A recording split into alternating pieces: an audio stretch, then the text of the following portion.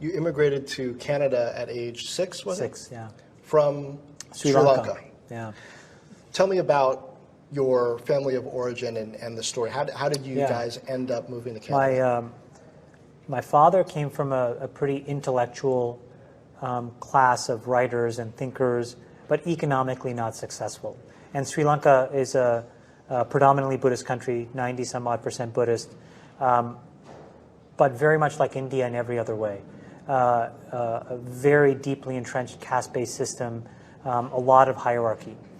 My mom came from a much more commercially successful family.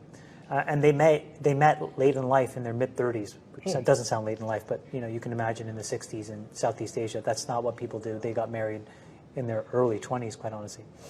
In any event, they got married. My mom was a nurse. My dad was a civil servant. And my mom's brother helped get my dad relocated to work at the High Commission in Canada. Was that controversial at all, their relationship at that age and being from different backgrounds? Yeah, it's so funny. I've never actually told anyone this, but I found out subsequently after my father died, he had been married once before, all this stuff that I'd never known. So I don't know the complexity of his life, quite honestly. Again, in that culture, it's not those aren't things were never shared with you. Right. So what little I knew of him was, preceding getting married to my mom was just a very headstrong, willful person who largely sacrificed his education and his path in favor of his brother, who went to college, became a lawyer, who then they became quite estranged. In any event, so my dad was younger brother, older brother. Older brother. Yeah, and my dad was whip smart guy. But in any event, he, through the benefit of a relationship with my mom's brother, got stationed in Ottawa, Ontario, Canada, working for the High Commission there, and we all went over, myself and my sister, and then we had another sister born in Canada. And then we were there for the full duration of his tenure, but in the civil war between the Buddhist majority, us, and the Tamil Hindu minority really, really escalated. And during that period, we filed for refugee status to stay in Canada because we just didn't feel like it was safe for my father particularly to return. Right. And part of the reason was in this really weird kind of twist of fate. Not only was the Sinhalese majority fighting the Tamil Hindu minority, they were also fighting an extreme nationalist wing of the Buddhists who also felt like there should be zero tolerance of this insurrection. And so if you were caught in the middle, you were being attacked by both sides. Wow. And so Canada accepted us as refugees, and and then it's a kind of a pretty typical hardscrabble story at that. I'm sure many, many, many others. So by no means did I have the worst of it, but you do what you need to do. My mom became a housekeeper. She never really became a nurse. She became a nurse's aide eventually. My dad kind of stumbled from job to job, worked at a photocopy store, sold encyclopedias, sold vacuum cleaners, just did whatever they tried to kind of survive. And then basically told me and my two sisters, hey, you better, get your shit together because there's no soft landing here. Did you internalize that at the time? So many children of immigrant families do, and absolutely focus in on studies and saying, hey, my parents sacrificed all this for me. I can see it up close. Well, it wasn't the words. It's the actions, and it's not just the good actions, but it's the negative actions. My dad became pretty dependent on alcohol. It became a way to kind of deaden the pain, I think lessen his frustration, but that also created really turbulent life inside the house, and so you had to be really vigilant and aware of what was happening at all times. Those are the negative things. The positive things were that, they would find money for music lessons, and it's how did they do that in hindsight? I don't know, but I learned to play the piano, I learned to play the violin. They exposed us to art and to culture. But to do that when you're sort of living on welfare, it's that takes a unique personality. It takes a unique kind of vision. So I felt that, I didn't have a bedroom.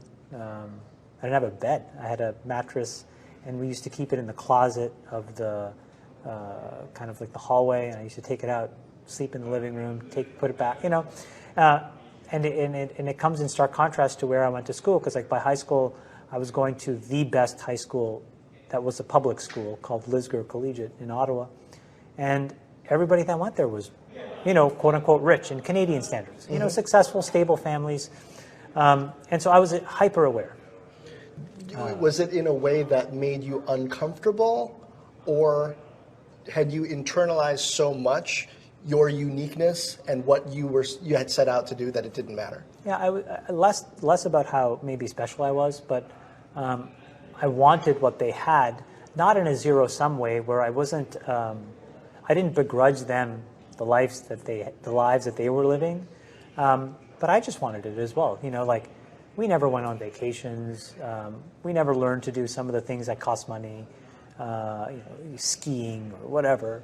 And that was fine with me, but I wanted to understand what that was like, and I wanted to be around it if I could, and mostly because you kind of want what you don't have. Sure. But I never put that back on my parents.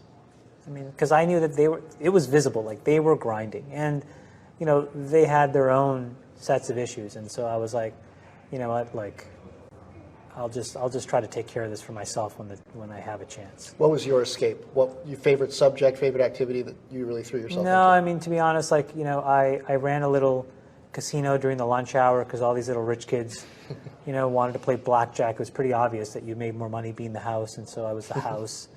You could bet anywhere from 25 cents or 50 cents to $1. So I'd take that money during the week, and I would kind of go to these charity casinos and play blackjack. And I was a card counter back then, and so I'd be spinning up my money. I was working at Burger King at the time too.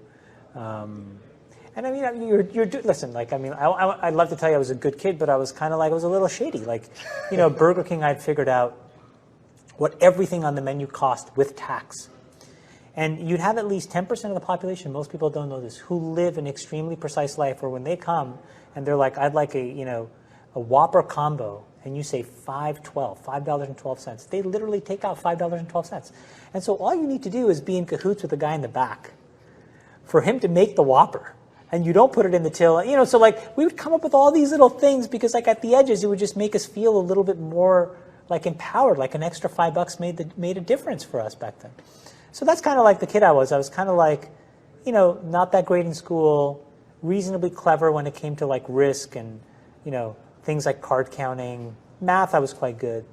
And just kind of trundling along. And then the riots in Los Angeles happened. And that was a huge moment in my life. 1991? 1990? Yeah, it would have been 91. Yeah. Rodney King riots. And this is why it's so great to be Canadian. Nothing happened in California. Nothing happened in America, But in Canada, we took notice. And in Ontario, the government said, any minority kid who can get a job, we will subsidize and pay for. Let's get these kids working. And so Really? I applied for a job through this program. It was called Jobs Ontario Youth, Joy.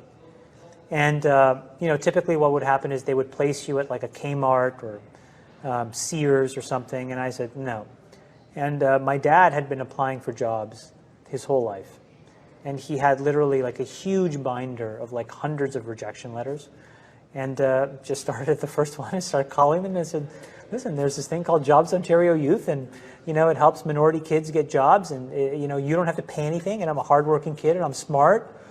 And someone said okay, and so I got a job at a place called Newbridge Networks, which is a high-flying telecommunications company. Mm-hmm. And, it was kind of like a test of my will because it was across town. And it literally, now I sound like a cliche. It took an hour and a half by bus to get there. But it really did. It really did take an hour and a half. And so I was just grinding this job. And did that grow you up? Getting paid $10 an hour. Yeah. And it grew me up because, I met this guy who lived maybe about 2 miles away, but in a much nicer part of town, who was the controller of Newbridge. And he could see that I was struggling to take the bus every day, and he stopped one day, and he was like, here, come on, I'll give you a ride. He drove me for like that whole summer. And so like I would just listen to this guy, and it's like, wow, this guy was amazing. His name was Sam Lake. I was like, man, this guy is like this is a real person. And then when you're around the success of that place, because it was a kind of high-flying telco stock back in the 90s, and you'd see all of this wealth being created and people driving around in BMWs and stuff, and you're like, oh my God, what is all of this about? And so that's when I kind of got clued into, there's an escape here in technology that could be really profound. And so I should be paying attention. And so I took a couple computer science classes as a result in high school. Never really stuck. Like I was just not that low level. Like I tried to get in the weeds and write code, and I was okay. I wasn't great by any means. And frankly, I didn't have a passion for it, but I had a passion then for what it meant to build companies like that, because it sounded quite interesting to me.